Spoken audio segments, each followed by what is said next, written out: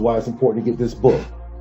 When you get the book of the Edomites, you'll learn that Rome was considered a ravenous wolf because she grew up so fast. Then you'll learn that Remius and Ramius, two brothers, ended up because they were actually educated by another guy who had to help them build Rome. And they grew up. Remius died, but Ramius built Rome on what? 7 hills. The Bible tells us the son of perdition will sit on what? 7 hills. 7 hills. It's your Pope today. This is where everybody go kiss his ring. All right, so this is a flagrant foul for the reason that he's exalting some random book as if it's, Job, Zechariah, the Torah or something. And then for the topic of this discussion, he's trying to use this as some sort of proof that the 12 feathers or whatever in 4th Ezra is wrong. But people don't realize that is their own conclusion.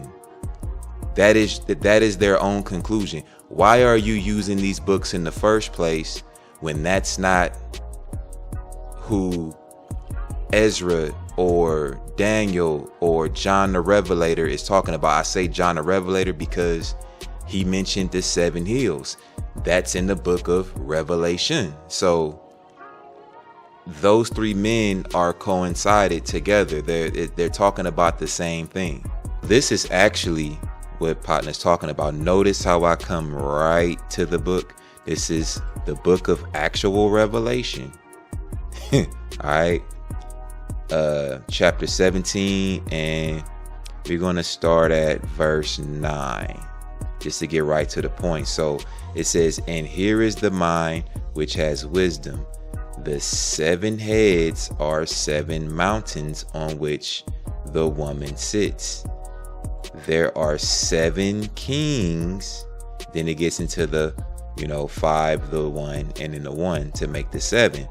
So, but this is what he's talking about. What he's doing is he's the one that's running to Rome.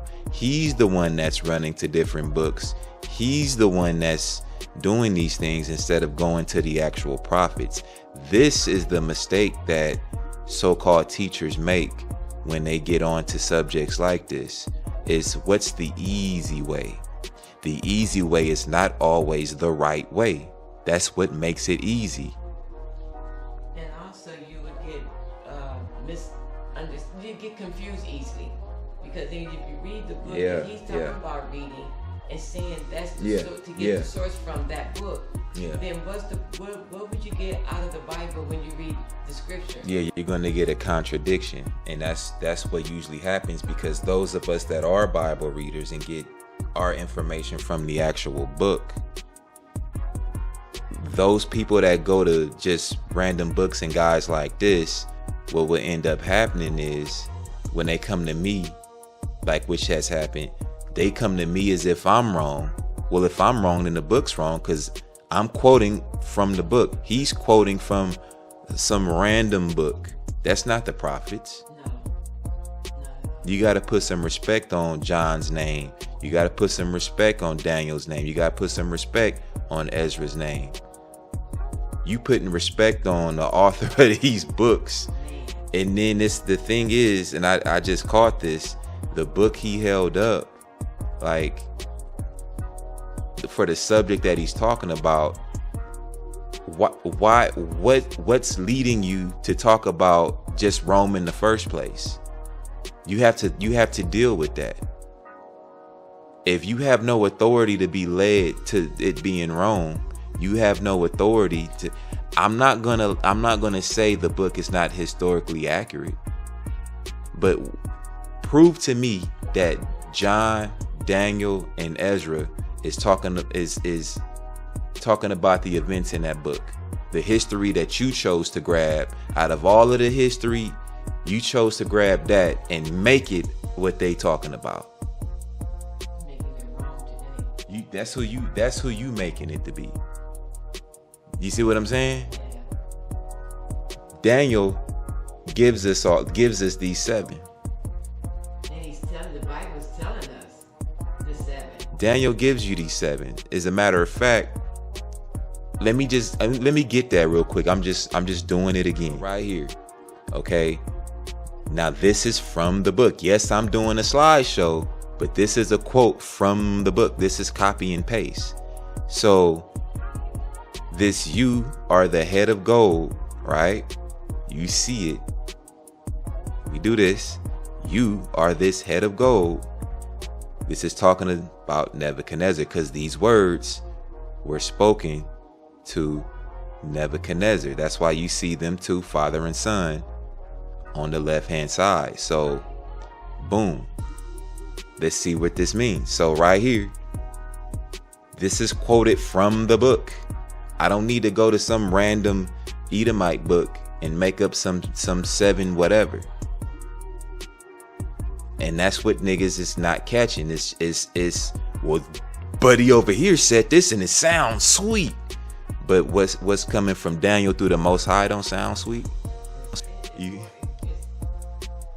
and it's understanding. When you do precept upon precept and you follow it, you get clear understanding. So right, so the you are this head of gold was spoken to this. Let me show you. It was spoken to this man right here. O King, the Most High Elohim gave Nebuchadnezzar your father a kingdom. Correct. Obviously this is talking to the son if it's your father. Verse 22. And you, his son, O Belshazzar, his son was a king too. That's where these 2 names come from. The scripture. This is 2 of your 7 kings right here. A father and son. Common sense. In the book.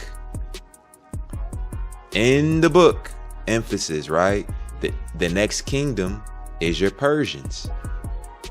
So let's see how this happened. So right here in the book, the same book of the prophets, not some book some random dude, published and you bought it off of Amazon, right? It says, Parak, your kingdom is divided. Let's see who this is spoken to, and given to the Medes and Persians. So we see it's going to jump from here to here. Very simple. You drop down to verse 30, and that night was who? Belshazzar, right? That's why it's the damn son. He was the king of the Chaldeans. He was slain. And Darius the Mede took the kingdom. Duh. This came to pass. This jump, woohoo, boom, came to pass. How easy is that? So then basically, because, let me just summarize it there. So basically, you just have to count the kings of the Persians. It's very simple. You're counting kings that are in the what? That are in the what? That are in the book. So Daniel 11:2. It tells you the number. But this is too inconvenient for niggas. It's not in some random book on Amazon. You see what I'm saying? So it says, behold, there shall stand up yet how many? 3 kings in Persia, and the 4th shall be far richer than they all. So how many kings are there going to be in Persia? Let's get their names. Imagine that. It's going to have their names. Ezra Nehemiah 6 and 14, Bravo. I put Bravo just to make it short and sweet.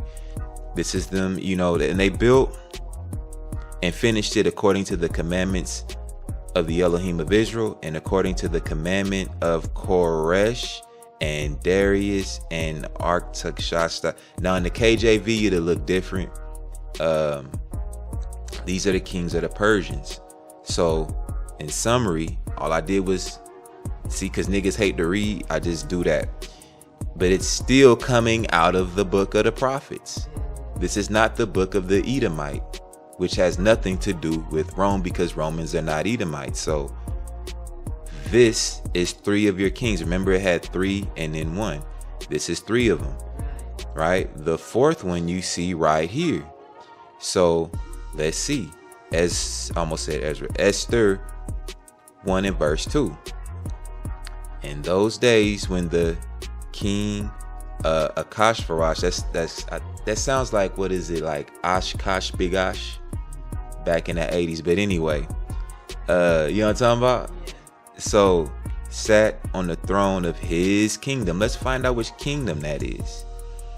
Which was in Shushan the palace in the 3rd year of his reign. He made a feast unto all his princes and his servants.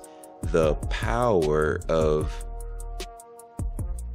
Persia and the Medes. So this is your 4th king right there. It's not because I'm saying so. It's not because I saw it in a book that I bought on Amazon.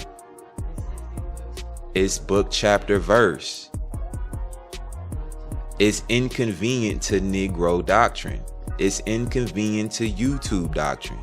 But it is the truth. This 4th king still fulfills the 4th being richer than they all.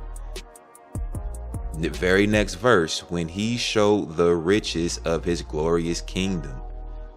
How simple is that? It said the 4th king would be richer than they all.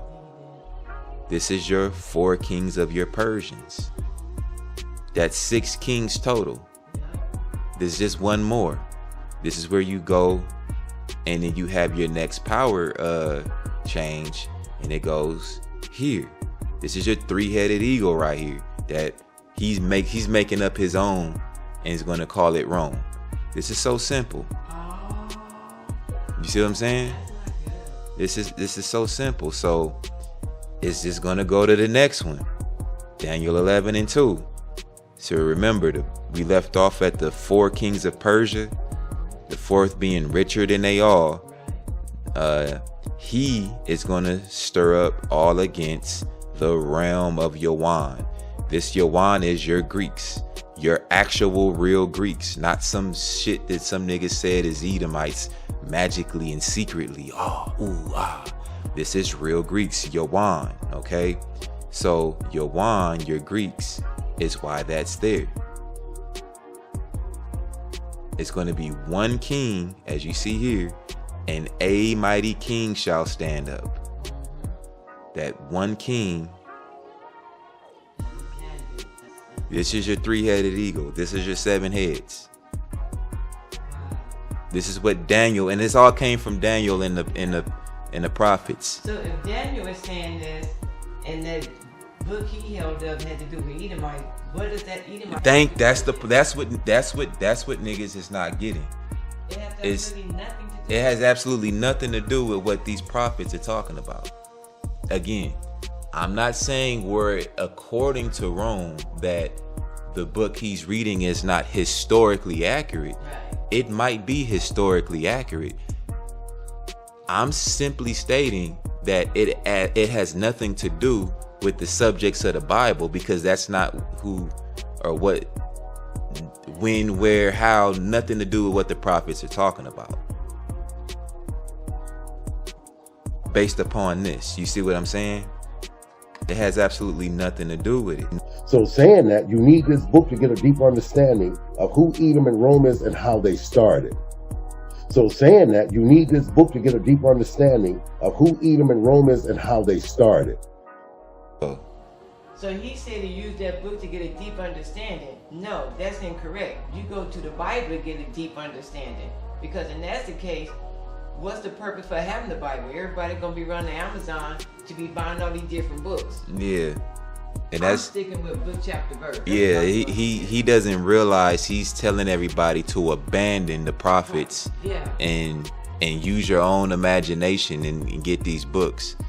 You know, and then, you know, the sad thing is a lot of people is actually falling for this. I mean, it's good to, for the 3rd time, that book might be historically accurate where it applies to Rome. However, it's prophetically inaccurate where it applies to the Bible. I'm going to break down something real quick. I'm going to go and share screen with you guys and gals. I'm going to break down the 4th answer 12, and I want to break down some things to give you guys a deeper understanding of what we were reading. Because I know a lot of times when you read, it's symbolic, symbolism, metaphors, and spiritual. And so what I'm going to do is I'm going to share screen. Let me see here. I'm going to try to do entire window. All right. All righty. So what I want to do is I want to break this down a little bit. And what I did was I went ahead and wrote everything out so you guys can follow me to get a deeper understanding of what we read. All praise to the Most High. All praises. All right. In 4th Ezra 12, the vision of the eagle represents a sequence of kingdoms, is what it represents, symbolizing different parts of the eagle. While the interpretation can vary, a common understanding aligns with these symbols with historical empires as follows. So I wanted to let you guys see this instead of me just reading it to you, so you can kind of get a deeper understanding of what's going on. All right, so this entire thing is a big, humongous problem, because this is something that this man made.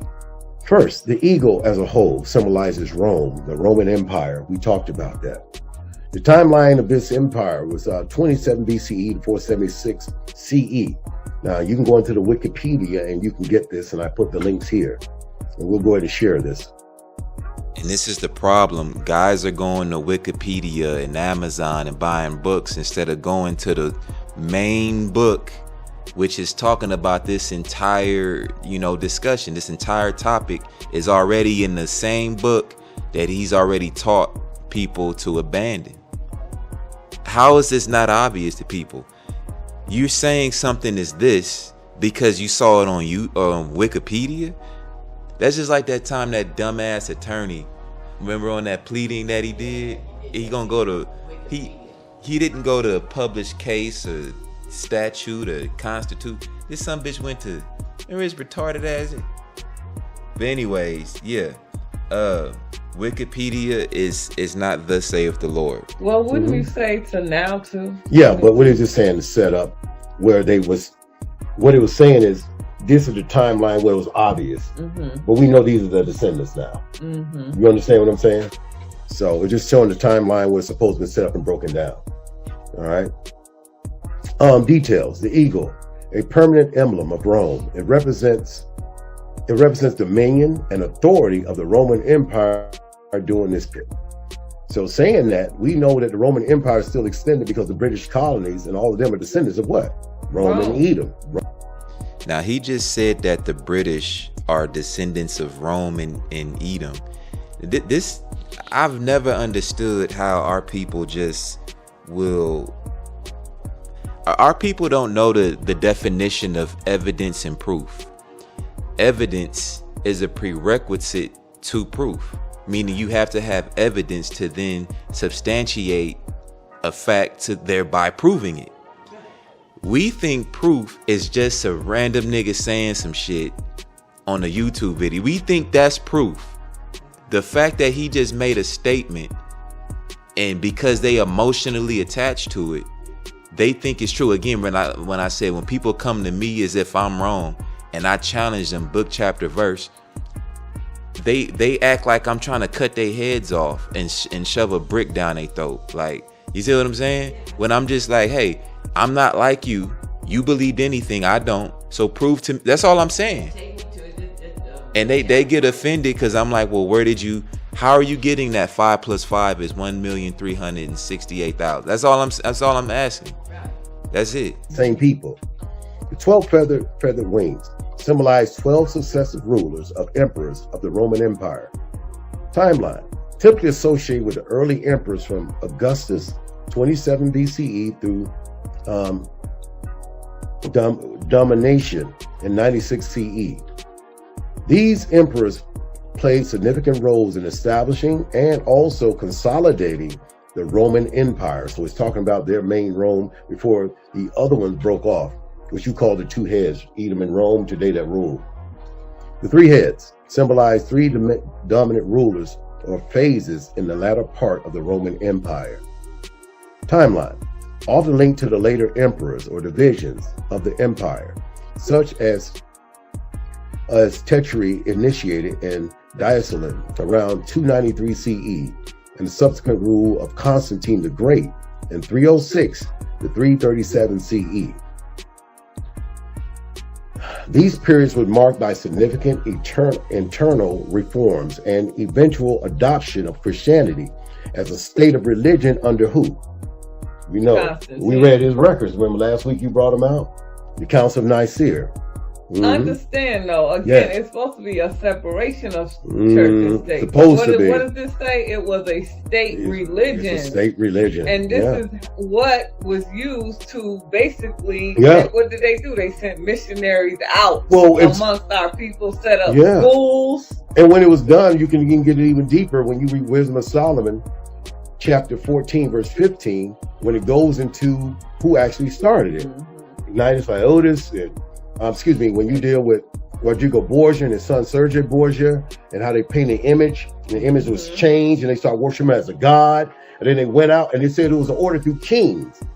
So this was something, another branch of the government. It's another branch. That's why all the presidents, if you notice, when they're elected, what do? They go visit the Pope. All of them do. They have to, and they all wear what? Black. Because they're dead to him.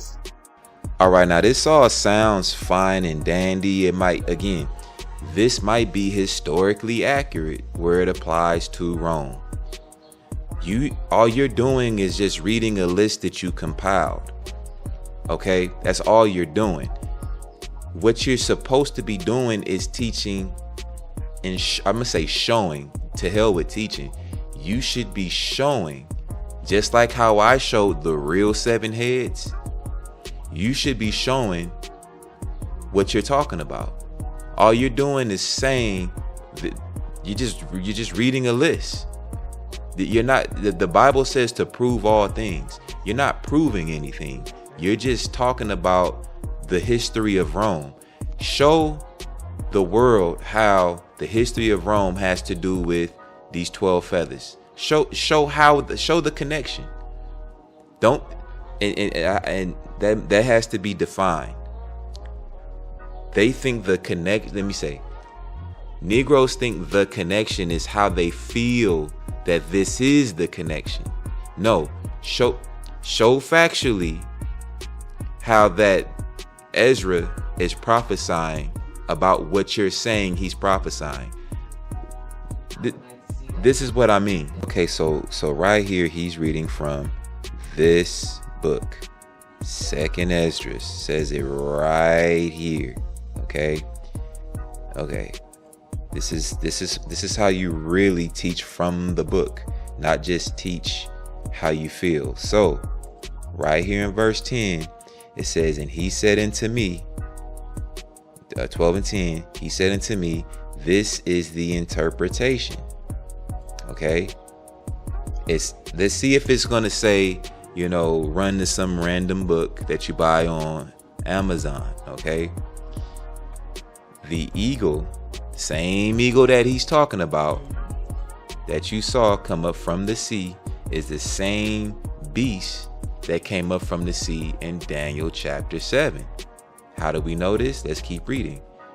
Is the kingdom which is seen in the vision by your brother Daniel.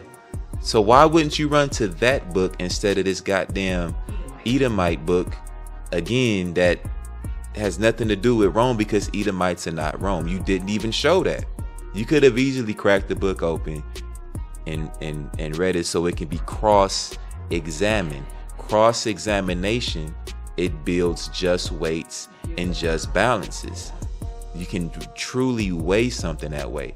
Instead of feeling like you're being attacked, it's really just a biblical principle. It's in the law to do that.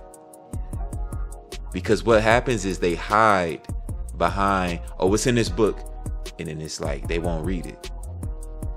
Or they'll just exalt blindly the book above this man's book right here. You see what I'm saying? It's too inconvenient. It's too inconvenient to run to Daniel and put in the work.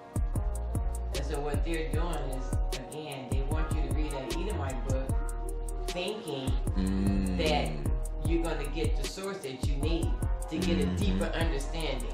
Well, but it would be a deeper understanding in the history of Rome. I won't deny, no, he's talking about Edom. You would get a deeper understanding, I'm assuming, on whatever the book is talking about. I don't know because I don't have it. That's why I'm like, if you would have opened the book, we would see, but I can't say I don't own the book, but it might provide a deeper understanding of a subject. That subject has nothing to do with this subject though. You're the one linking it to this subject. So verse 12, it was not expounded by him. Who's the him? Him.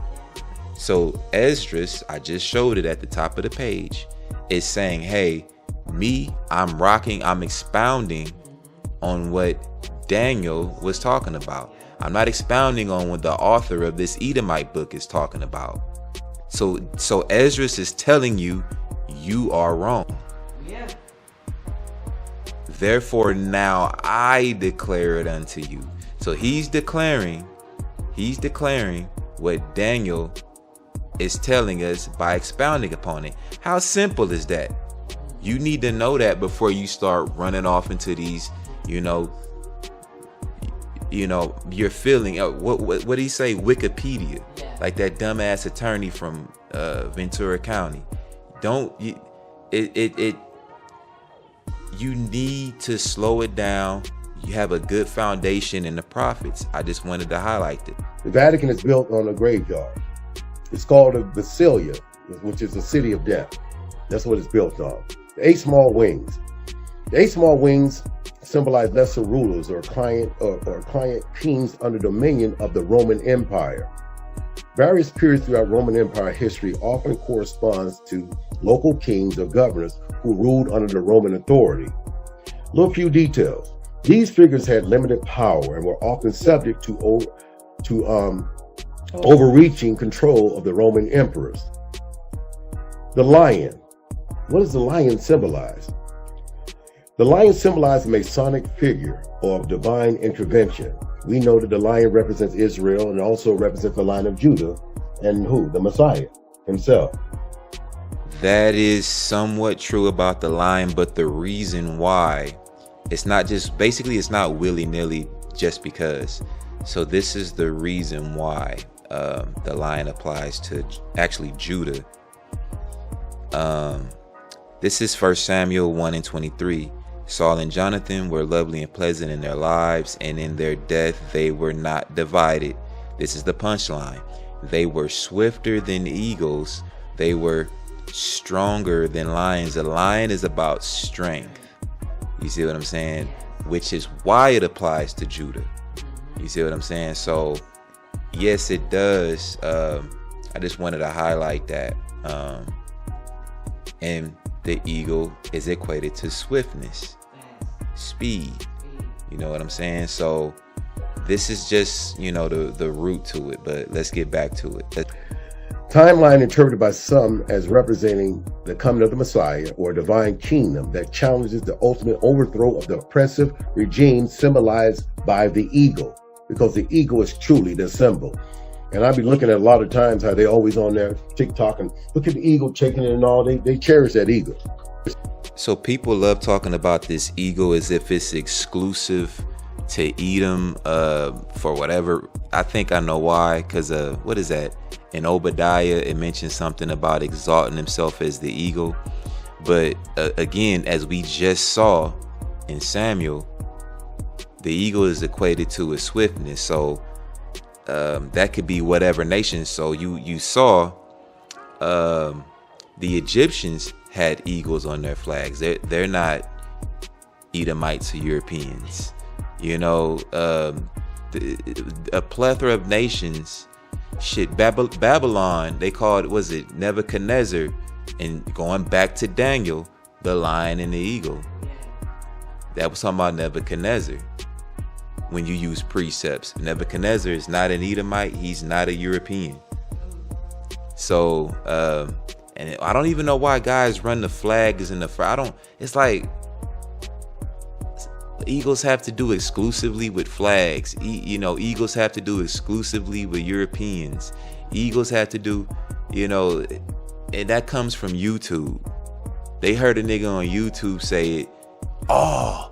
And they never use just weights, just balances to weigh anything they hear. They never filter it or double check it or to see if it applies to anybody else. It's just because a nigga on YouTube said it.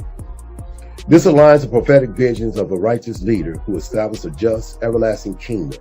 It's also important to note that these interpretations sometimes can be subject to scholarly debate, because a lot of people debate these things, but we as Israel, we know the truth and the nature. We know the truth. 4th Ezra. In 4th Ezra 12, the vision of the eagle represents a sequence of rulers, commonly interpreted as Roman emperors. While interpretation vary, a prevalent understanding aligns with the eagle's feathers, with specific emperors as follows. So I'm going to break it down so we know who these 12 feathers are. So this guy just used the word interpretation twice, then is proceeding as if he didn't just say interpretation twice. Remember, the Bible is of no private interpretation. Now he's about to proceed as if these interpretations are facts. He just spoke as if this, he said this is what it is. No, it is not what it is. This is just what people interpret it as. It's not it's not book, chapter, verse. 12 feather wings, 12 successive emperors. Augustus, he ruled from 27 BCE to 14 CE. Tiberius was another Roman emperor who ruled from 14 to 37 CE. Caligula, well, who is this guy? You talk about him all the time. No, they made a movie. About him, but you always talk about how horrible he was. Yeah. How wicked. He was wicked. Wicked things they practiced. Yeah, Caligula was a sexually demonic and deviant man. He ruled from 37 to 41 CE. Then you had Claudius. Claudius ruled from 41 to 54 CE. Then we had another ruler, Roman emperor, named Nero. Nero ruled from 54 to 68 CE. Then we had Galba. Galba ruled from 68 to 69 CE. Then you had Otho, ruled from 69 CE. Metellus, he ruled from 69 CE. Then we had Vespasian. He ruled from 69 to 79 CE. Then remember in 70 AD, we had General Titus and Vespasian, these two emperors that destroyed what? Jerusalem in 70 AD. So Titus ruled from 79 to 81 CE. Then Domitian, he ruled from 81 to 96 CE. How do you pronounce that word? Why would you pronounce this word? Domitian? Domitian. 81 to 96 CE. And then you had Nerva, who ruled from 96 to 98 CE. These emperors represent the initial 12 rulers of the Roman Empire. Remember, it said the initial, but it's the children are ruling today. So everything's just been hidden. Remember, when Alexander, when he passed, he ended up doing what? Giving his land and everyone to his four generals. And they said a lot of these, well, I won't get into that because just say he was real close to him, and I'll leave it right there in a different way. These emperors are also considered the three heads, symbolizing the dominant rulers, and a little part of this vision. The 8 small wings, or the lesser rulers, are short-lived emperors. So let's read it. You had Lucius Verus, co-emperor with Marcus Aurelius. So you had Lucius Verus, but he... The 3 heads. No, hold on, let me see. I'm going there right now. All right. 3 heads, the 8 small wings. This is fine. Just let me go through it, okay? All right. Symbolize dominant rulers in the latter part of the vision. The 8 small wings, or lesser rulers, are short-lived emperors. You had Lucius Verus. He was co-emperor with Marcus Aurelius in 161 to 69 BCE. You had Marcus Aurelius, who ruled from 161 to 180 CE. Then you had Commodus. Your phones are busy today, Mama. Yeah, my listing. Oh, okay. And then you had Commodus from 177 to 192 CE. These figures are often associated with the 8 small wings, representing rulers with comparatively shorter or lesser significant reigns. Okay, so once again, I'm not gonna deny that as it applies to Rome, that these were not their kings. What I'm objecting to is the fact that he's trying to, I guess based upon YouTube, or not YouTube, I'm gonna say YouTube and Wikipedia, he's trying to say, or he's teaching incorrectly, that the prophets is talking about YouTube information and Wikipedia information. That's where this guy is wrong, and where he's he hasn't done any research. If I were to be able to have a discussion with this guy and ask him these questions, it would be quiet, because you have to do the research. You have to use the prophets. It's through thy precepts you get understanding. This just shows me that he doesn't have any understanding in this PowerPoint presentation that he's doing. Yes, you can do a PowerPoint, but when I do PowerPoints, it's literally copy and paste. It's thus saith the Lord. It's not a thing of it being a PowerPoint. Is you drew conclusions 100% in your PowerPoint, and that's just dishonest. Now, when we go to 4th Esras 12 and 27, it says, whereas you saw that the great head appeared no more, it signifies that one of them shall die upon his bed, and yet with pain. The great head represents one of the final 3 rulers, the heads of the eagle. This ruler will not be violently killed, but will die in pain, likely meaning that it's slow death rather than assassination or in battle. Historically, the context of Rome, this could symbolize an emperor who suffered illness or internal decline, leading to the fall of the empire.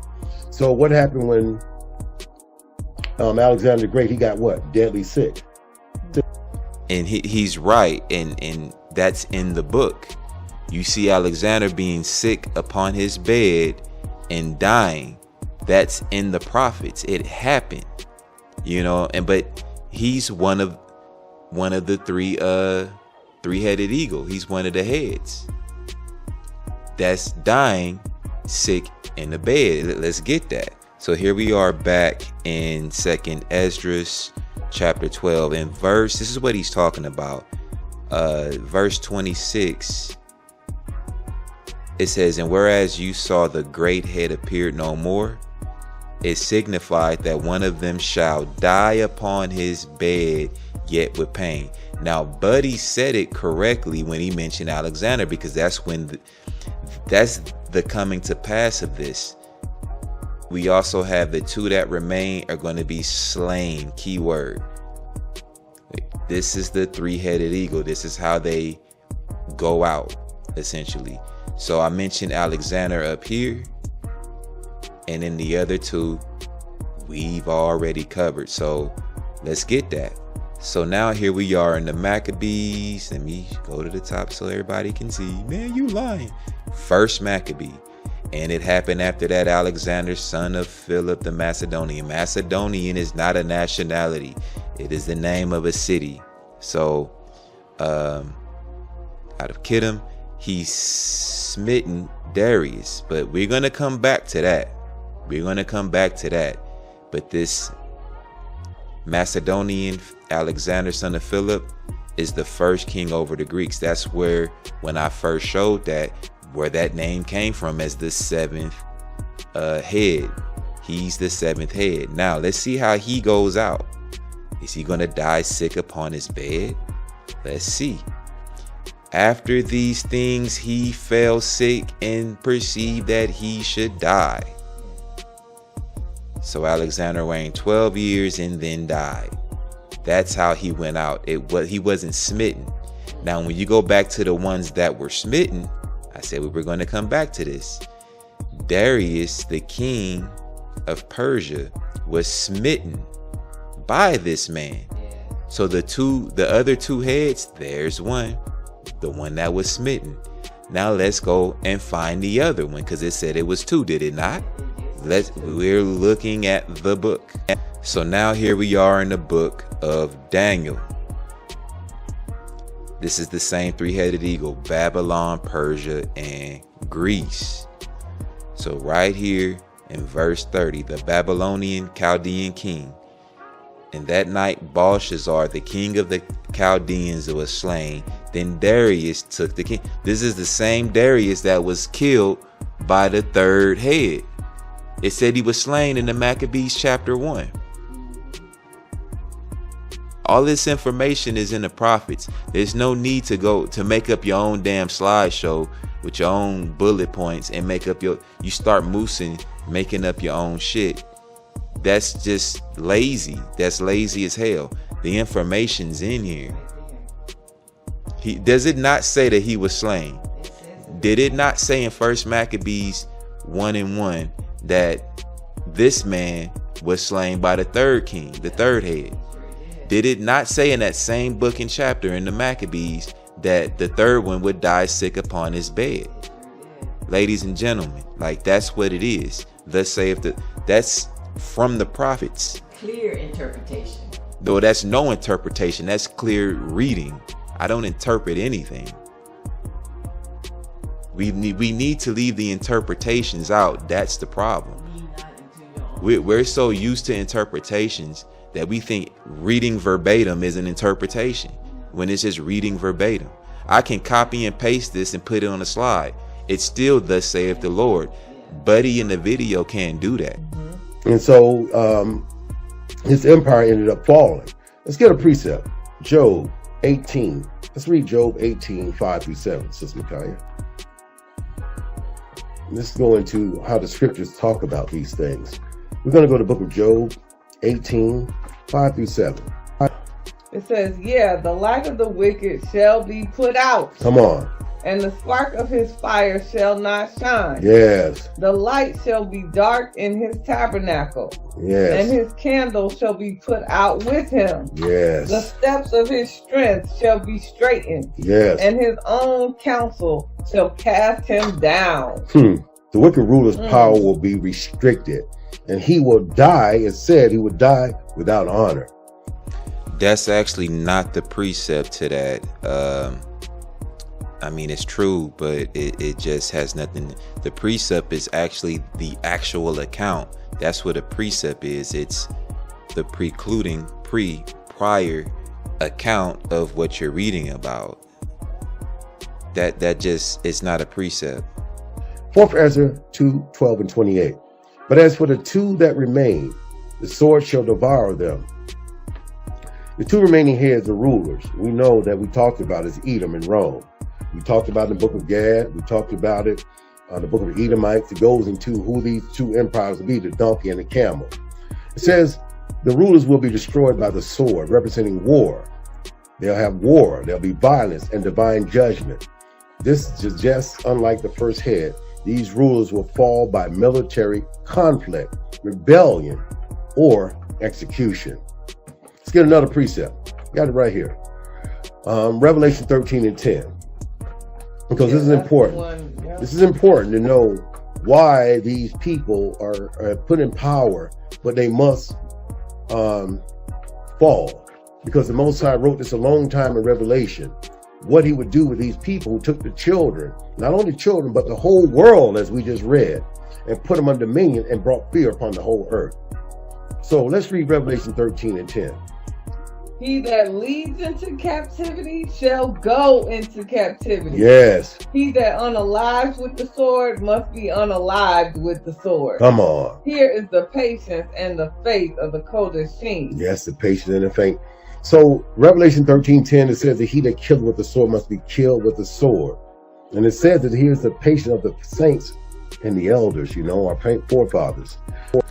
That's not a precept to that either. All it's saying is he who kills with the sword must be killed with a sword. It's not, the precept would be like, again, like showing the account where, Darius was killed with the sword and how the Babylonian king Belshazzar was killed with the sword. Those are the two accounts, the two precepts that deal with that.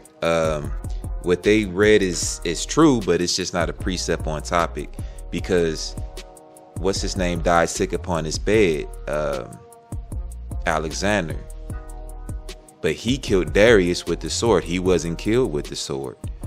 You see what I'm saying? So what they read is true, but they're applying it to this, and it's not an actual precept.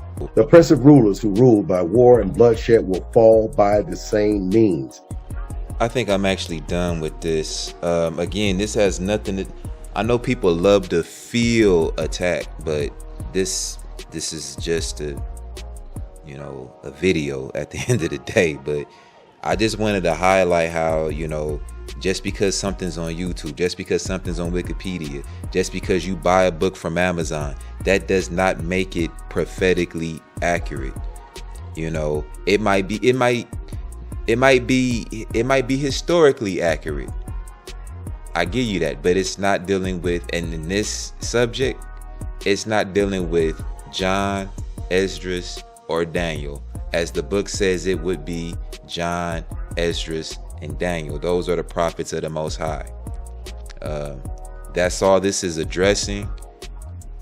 Again, the history that they're talking about might be accurate, but it's not what Daniel's talking about. Daniel never mentioned Rome. If you have anything, you know, drop it in the comment.